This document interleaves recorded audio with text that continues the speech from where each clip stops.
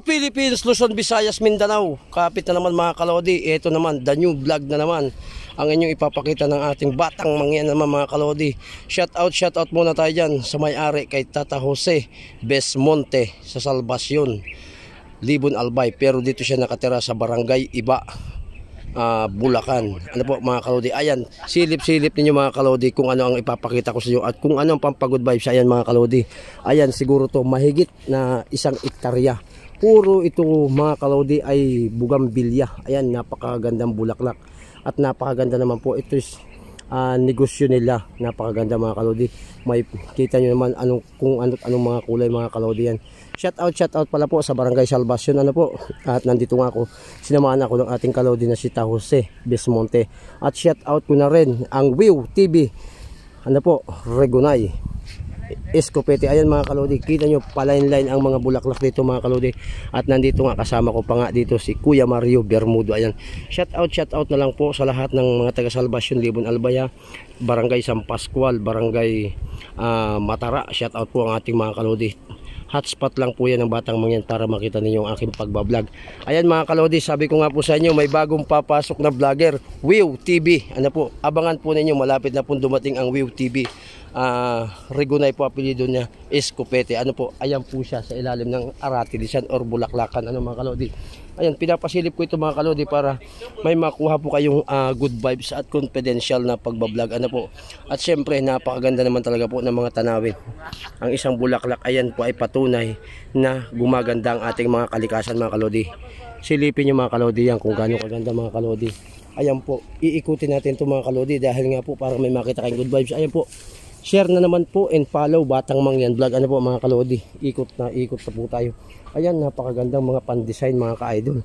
At ito pala mga kalodi ay nilalagyan ng nila ng apa o rugasang, ano po, ang paglalagay pala ng mga bulaklak na yun mga kalodi, kung saan syempre meron po ditong tauhan, meron po silang kubo-kubo na tinitirhan po mga ka-idol. Ayan, yung pong mga bantay na kumbaga sila yung tao, pag may dumating na bumibili mga ka-idol, sila ang pinupuntahan at para magbigay at samahan at pumili kung anong bulaklak ang inyong gusto mga kalodi. Ayan po, napakaganda mga kalodi naman talaga. Ayan po, sabi ko sa inyo, Luzon, Visayas, Mindanao, punta na po kayo dito sa Barangay Iba OST. Dito po yan sa Bulacan, ano po, Kalumpit, Bulacan. Ayan mga kalodi, yung mahilig sa bulaklak, dahil ako nga mahilig nga po sa bulaklak kaya po pinapasilip ko sa inyo mga kalodi. Ayan po, sabi ko naman po, sa tibay at linig ng pagbablog ng Batang Mangyan, dyan naman po kayo makakita ng good vibes mga kalodi. Hanggang sa labas po yan. Ayan mga kalodi, silipin po naman ninyo kung gaano kaganda mga kalodi. At yan, kung sinong gusto magtanong at bumili, kung nasa ibang man kayong, saan man po kayong lugar, ayan, punta na po kayo dito sa Barangay Iba UST, Kalumpit, Bulacan. Ano po, nandito po ang Batang Mangyan para yun nga po, sabi ko nga po sa inyo, sinamahan ako ng may-ari ni si Tata Jose Besmonte. At kasama ko po dito si Wiw TV at si Kuya Mario Bermudo. Ano po, Bermudo's family, shout out po. Escopete family, shout out. Ayan, kapito naman po mga kalodi, dahil nga po ang mga pagod vibes ng Batang Mangyan ay napakalitindi at napakalulupit mga ka-idol ko. Sana naman po ay suportahan ninyo ang aking vlog mga kalodi, para po tayo ay makaikot na rin tayo kung saang lugar. Tayo po ay nasa Luzon ngayon mga kalodi, siguro hanggang Visayas, hanggang Mindanao papasukin ko yan mga kalodi, para makapagpakita lang sa inyo ng mas maganda pa na good vibes at mas maganda pang iba-vlog ko sa inyo. Yan nga po, sabi ko sa inyo, hindi lang sa larangan ng kabundukan, hindi lang sa larangan ng kung saang mga sagingan or mga kagubatan nyo ako makikita rin po ninyo ako sa mga bayan ng ganito.